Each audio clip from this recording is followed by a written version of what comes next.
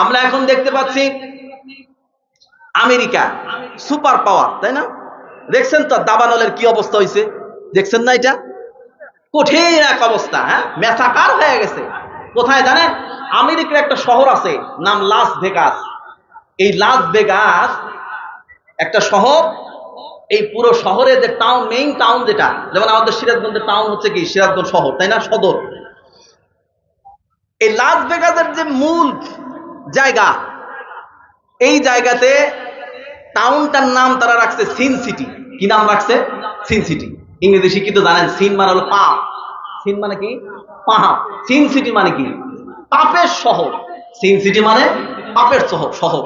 ওদের এত ক্ষমতা, ওদের এত বাহাদুরি, ওদের এত সাহস, দুঃসাহস, যে একটা শহরকে পাপের শহর বলে তারা নাম দিয়ে দিল, কিন্তু তারা এই বিষয়ে তাদের জাতির কোন একজন ব্যক্তিরও কোনো মাথা ব্যথাই আসতো না। নাউজুবিল্লাহ কইলেন না? নাম দিছে সিন সিটি। কেন সিন সিটি নাম দিছে জানেন? এই শহরে এমন কোন জঘন্য কাজ নেই, নারীবাদী থেকে শুরু করে, জেনা থেকে শুরু করে, ব্যভিচার থেকে শুরু করে, ক্যাসিনো জুয়া থেকে শুরু করে, এমন জঘন্য জঘন্য কোনো কাজ নাই। নারীরা একদম উদাম উলঙ্গ হয়ে সেখানে ঘোরাফেরা করে, তার কারণ ওখানে ফ্রি সব, কোনো কেউ কিছু বলার নেই। এই জন্য শহরটার নাম দেওয়া হয়েছে সিন সিটি। আর এই যে ক্যালিফোর্নিয়ায়, এই যে হলিউড, সারা পৃথিবীর সমস্ত ফিল্ম ইন্ডাস্ট্রি এটাকে নেতৃত্ব দেয়, প্রভুত্ব খাটায়, এটা হলো হলিউড। ওরা যা যা নীতিমালা দেয়, ওই নীতিমালা অনুযায়ী বাকি দেশগুলো, মানে কি বলে, বলিউড, তারপরে আরো কি কি জানো, ডালিউড টালিউড, হ্যাঁ, হাবিজে বিভিন্ন কিছু আছে, এগুলো হচ্ছে ওদেরকে ফলো করে তারা তাদের নীতিমালা প্রণয়ন করে। এই যে বলিউড, এই বলিউডের পুরো অঞ্চল এমন ভাবে তারা সাজাইছে, মনে হয় যেন একটা আলাদা একটা পৃথিবীর মধ্যে তারা নিজেরা দাবি করে এটা হলো স্বর্গ, নৈসর্গিক এক সুন্দর এক হচ্ছে স্থান, মনোরম পরিবেশ। সেখানে খোলামেলা ভাবে নারীরা ঘোরাফেরা করে, শুটিং ফুটিং ফুটিং মুটিং যা আছে এগুলো তারা ওইখানে করে, তারা সারে। আমার তো মনে হচ্ছে এটা হলো তেমন আযাবের এক নিদর্শন। তার কারণ ওরা ভেবেছিল, যেমন টাইটানিক আবিষ্কর্তা টাইটানিক রেডি করে যখন ছেড়েছিল আটলান্টিকের পারে, তখন সে ঘোষণা দিছিল সৃষ্টিকর্তাও এই টাইটানিক ভেঙতে অক্ষম। নাউজুবিল্লাহ কইলেন না কেন? অথচ সেই টাইটানিক আমরা সকলেই জানি, এই টাইটানিক বিশাল বড় বহর নিয়া ৩,০০০ মানুষ নিয়া প্রথম যাত্রাতে আল্লাহ কয়েকদিনের মধ্যে সলিল সমাধি ঘটায় ১৫০০ লোকের প্রাণকে আল্লাহ পাক লোহিত ওই আটলান্টিকের পারে মহাসাগরের মধ্যে আল্লাহ তাদেরকে চুবায়া চুবায়া মারছেন। কথা কয় না ঠিক কিনা? যারা আটলান্টিকে উঠছিল তারা কি মনে করছিল জানেন? এর যে ইনভেন্টর, কারিগর, ওর কথা বিশ্বাস করছিল। তার কারণে এমন ওই সময়কার সর্বাধুনিক বিশ্বের প্রযুক্তি দিয়ে এই টাইটানিককে তারা তৈরি করছিল। লেজার রশ্মি সকল বিপদকে আঁচ করতে আগের থেকেই সক্ষম, এমন একটা টেকনোলজি দিয়ে টাইটানিক তৈরি করছিল। এই বলিউড সিটিটাও ঠিক ওরা ঠিক কেমন ভাবে নিরাপত্তা, এমন ভাবে আকাশ নিশ্চিদ্র নিরাপত্তা, হ্যাঁ, চতুর্দিকের সমস্ত জায়গায় এমন নিরাপত্তা বেষ্টনী দিয়েছিল যে এইখানে কোন রকমের কোন বহির শত্রুর কোন আক্রমণ আসতে সক্ষম না।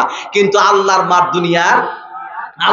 দুনিয়ার আল্লাহ যদি চায় তাহলে কোন শহর কেন, পুরো পৃথিবী গায়েব করে দিতে পারেন কি পারেন না? জোরে বলেন, পারেন কি পারেন না?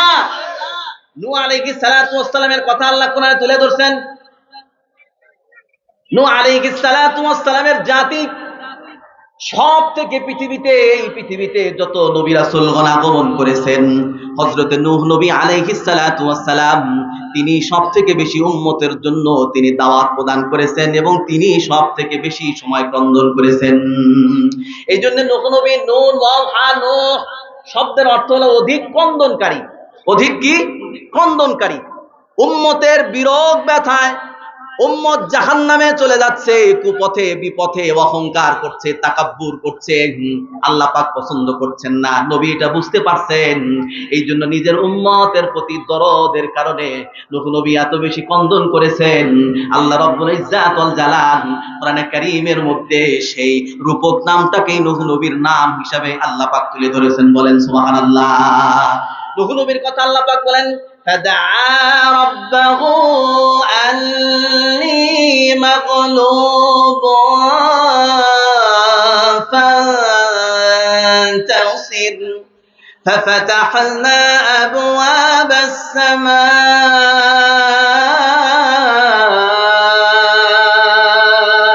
بماء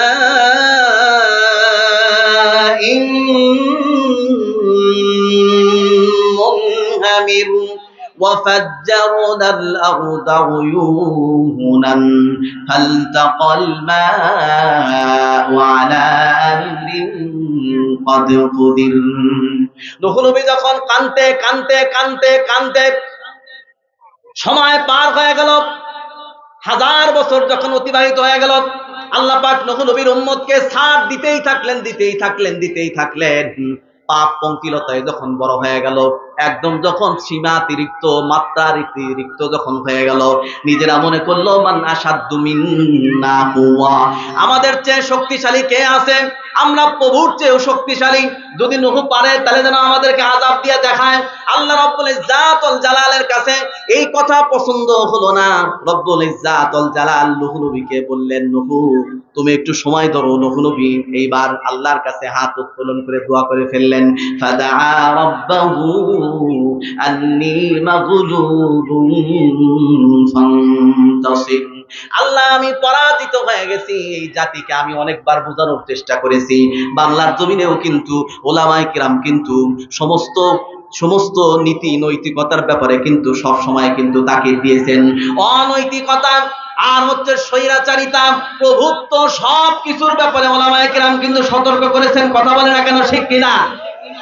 এমনকি আমাদের ওই সমস্ত যারা আহ্বানকারী নেতা নেত্রী, যারা আমাদের সুহৃদ বন্ধু, তারাও কিন্তু আমাদের বারবার সব সময়ের জন্য বুঝান, কিন্তু ক্ষমতাবানরা ক্ষমতা পাওয়ার পরে তারা এমন হয়ে যায়, নিজেকেই প্রভু বলে তারা দাবি করে, স্বীকার করে, যার কারণে সে নিজেও থাকে না, তার গদির তো কোনো খবর থাকার কথাই না। কথা পায় না, ঠিক কিনা?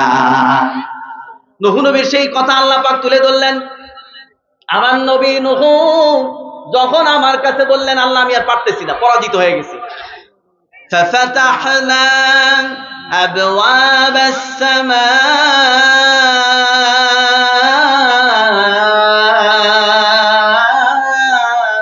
بماء منهمر وفجرنا الأرض عيونا فالتقى الماء على أمر قد قدر। আমি আল্লাহ পাক কি করলাম? আমি আল্লাহ রব্বুল ইজ্জাত ওয়াল জালাল আমার রুবুবিয়্যাতের, আমার ক্ষমতার সামান্য এক পশলা, এক ঝলক দেখায় দিলাম। কিভাবে? আমি আকাশের উন্মুক্ত বদ্ধ দরওয়াজাগুলো উন্মুক্ত করে দিলাম, আর বৃষ্টি এবং প্রস্রবণ আমি আকাশ থেকে একের পর এক অবতরণ করতে লাগলাম, নাজিল করতে লাগলাম।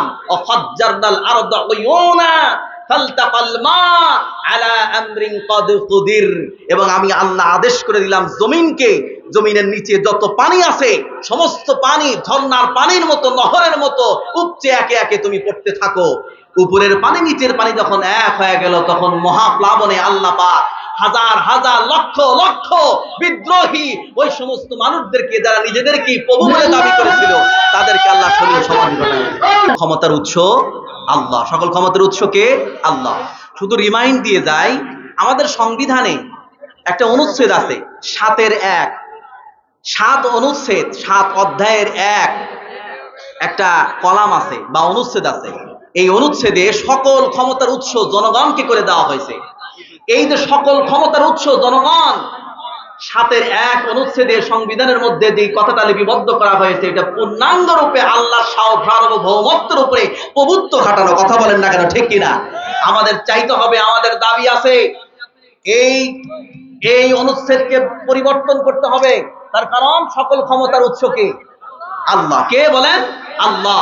আমরা মাঝে মাঝে বলি, এই দেশের ক্ষমতায় যাদেরকে আল্লাহ পাক নিয়ে আসেন, তারা যদি একটা জিনিস বোঝে, ইসলামকে কখনো আক্রমণ করা যাবে না, কোরআনকে কখনো বিকৃত করা যাবে না, আল্লাহর ক্ষমতার উপরে কখনো ক্ষমতা দেখানো যাবে না, তাহলে আমি শেষ। কথা পায় না, ঠিক কিনা?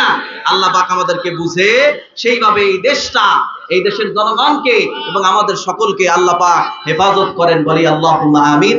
আখির দাওয়ানা আলহামদুলিল্লাহ।